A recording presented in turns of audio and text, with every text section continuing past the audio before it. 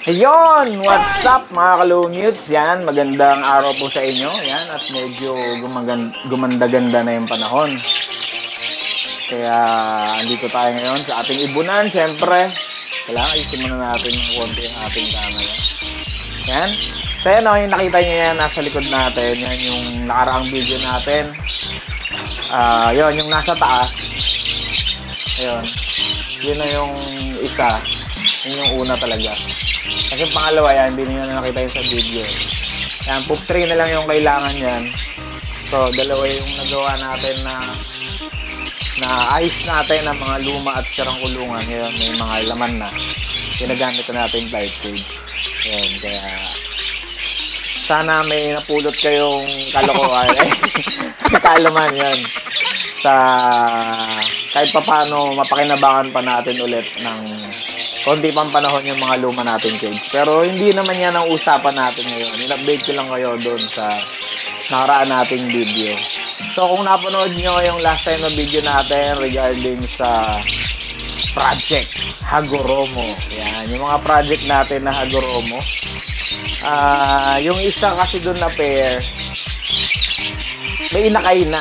Yan, hindi ko lang kayo na-update nung nag-itlog saka pumisa. Pero good news, meron na silang inakay ngayon. So mamaya pakikita ko sa inyo kung ano ang mga naging inakay ng mga ibon natin. So hindi ako talaga, sabi ko nga sa iyo, di ba, hindi ako biyasa dito sa mga ibon na to. Kaya yung mga magagaling dyan sa mga ganitong ibon na breed ng mga Project Hagoromo, bigyan nyo naman ako ng konting kalaman para matutunan ko rin. Kasi may aswang siyang binugay. Yan. Kaya hindi ko alam kung anong tawag doon. Kaya kung ikaw nanonood ngayon at may alam sa mga ganitong mutation, mag-comment po kayo sa comment section para madagdagan po yung ating kaalaman sa mga ibon na to. Yan. Kung ano ba ang tawag sa kanila. So, samahan nyo ako. Tignan natin ang ating mga naging project. And out!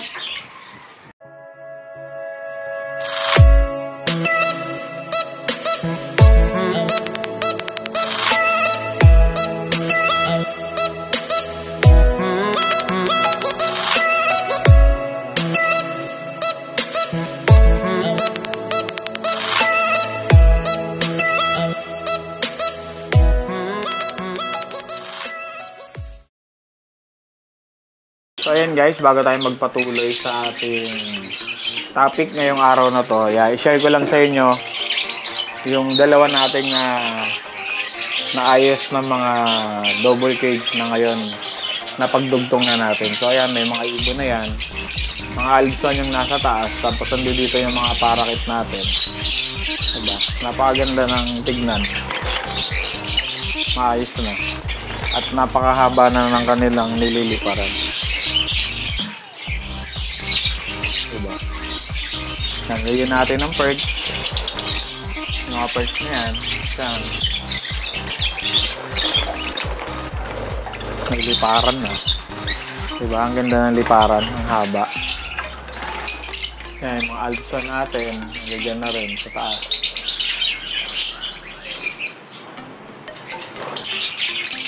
Yan. Pero dumako na tayo sa ating main agenda ngayong araw na to. Kaya meron tayong perso dyan. Isa sa mainit ngayon na usapin sa larangan ng pag-iipon. Yan, meron tayong perso pa. Ay, yan, nagpa-project ako ulit. Mga sinaunang ibon ko na to eh. So, itatry ko ulit na paramihin dahil isa ako sa mga nabibighani sa mga 5.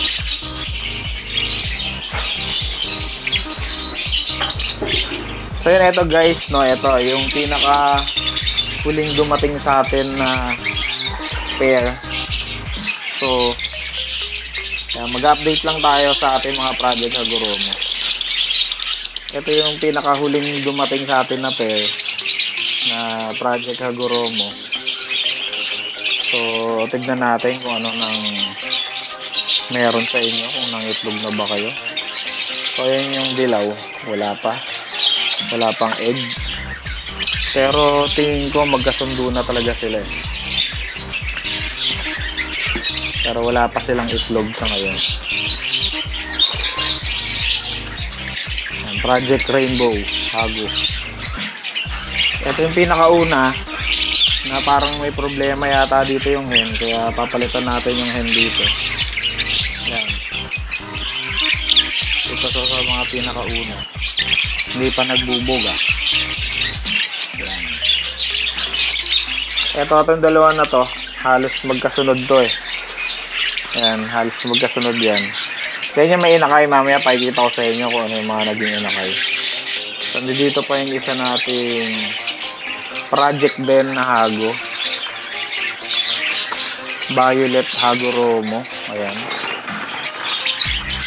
Tsaka isang pied na Hago. Incomplete pala. Pares na. Isang incomplete tsaka isang frill back. Incomplete violet na Hago breed tsaka isang frill back na Hago breed din. So nag-itlog na to nung nakaraan guys, kaso hindi nag-fertile. So maghintay na lang tayo ulit kung kailan sila ulit mag-iitlog. So ayan, ang ganda. Pero tingin ko malapit na rin to eh. Kaso hindi ko lang natitempohan na nagme-mate kasi nga may trabaho tayo. Kaya minsan nagugulat na lang ako na may mga itlog na yun, o kaya may mga napipisa na. Kasi ganito lang, every weekend lang tayo nakakasilip talaga ng mga nest bag. So ayan, sana ma-breed na rin para mapakita natin sa susunod yung kanilang magiging inakay. So ayan, dumako na tayo dito guys sa ating talagang yan, kulang tayo ng upuan. Kung nakikita nyo yan, meron tayo itong grits, eggshell grits yan. Yan, pinapakain ko sa kanila. Pinakain naman nila. Ito mo, napagaling na breeder. Itong dalawa na to. So, ayan. Medyo mahiyain. So, pakikita ko sa inyo yung inakay nila. Meron tong tatlong inakay. So ayan guys, meron silang tatlong inakay, medyo malaki na. Yung dalawa dyan, yung dalawang nasa dulo ay red eye po yan. Subukan natin lagyan ng ilaw para mas makita. Ayan, mga aswang na hindi sila nag-visual pero tufted sila. Mukhang trailback na lang, mukhang trailback silang dalawa. So Hago breed pa rin po ba silang matatawag? Kaya kasi back to back inko to eh. Isang inko tsaka isang trailback na Hago breed. So inko pa rin po ba silang matatawag? Ayan, yung yung aswang, yung dalawa na yun. Kasi itong isa incomplete na to eh. Yan, yung mga nasa harap na yan. Incomplete na siya. Kasi yung kanan niya lang na balikat ang may mga petal. Kaya incomplete na siya. Diba? Ang ganda naman talaga. Isa talaga sa nakakabighani yung mga kulay nila. So subukan natin hulihin guys. Wait lang.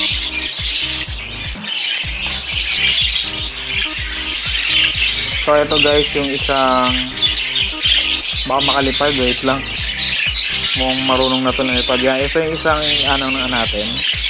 Incomplete. Kaya may mga tikwas-tikwas na siya sa kanyang likod. Kaso sa isang side lang. Pero hindi kaya malilate lang yung kabila. Kasi parang meron na rin tumitikwas sa kabila eh. Malilate lang ba siya? Ayan o. May tumitikwas eh. Pero dito parang full bloom na siya eh. Full bloom na yung kanyang right side na balikat. Oops, medyo malakas ang hangin guys. Ayan, ayan na siya. Ang ganda, diba? So ayan, isa sa ating painakay ngayon. So tingnan natin yung dalawa pa. So, ito na yung isa sa aswang. Yan, hindi natin alam. Hindi ko alam kung anong tawag sa'yo. Kung palaw ka ba. Yan. Napakaganda naman ang kulay. Kamukha siya nung tatay. Pares ng kulay niya. Diba? Ayan o. Tapos, ang pinag-iba lang nila, red eye siya. Ayan, mahihain o. Ayan, red eye. Diba? Red eye siya. So, pa-comment down below naman po. Masakit na agad. Kung ano po ang ID nitong parakit na to. Yan. So, check pa natin yung isa. Ang galing napakagaling magsubo ng magulang nito guys. Kaya ang bilis lumaki ng inakay. So, ito pa yung isa na red eye din. So, ano po ang may tatawag sa kanila?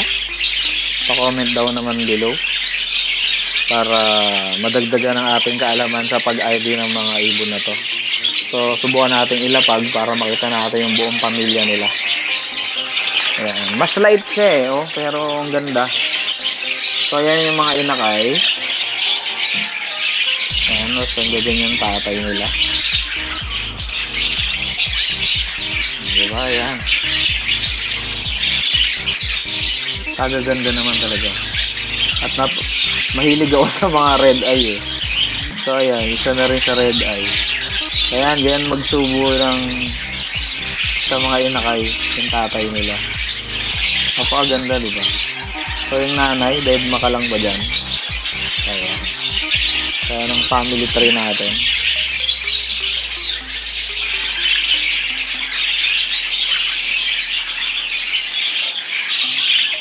Mga inakay at ang kanilang tatay. Lakas kumain ito guys. Mas malakas pang kumain sa African. Diba? Napakaganda.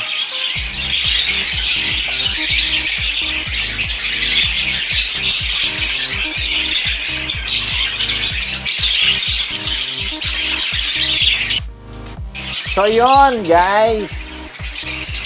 Yung isa na namang kakaiba at kaakit-akit na ibon ang nakita nyo na naman dito sa ating channel sa Lumix TV.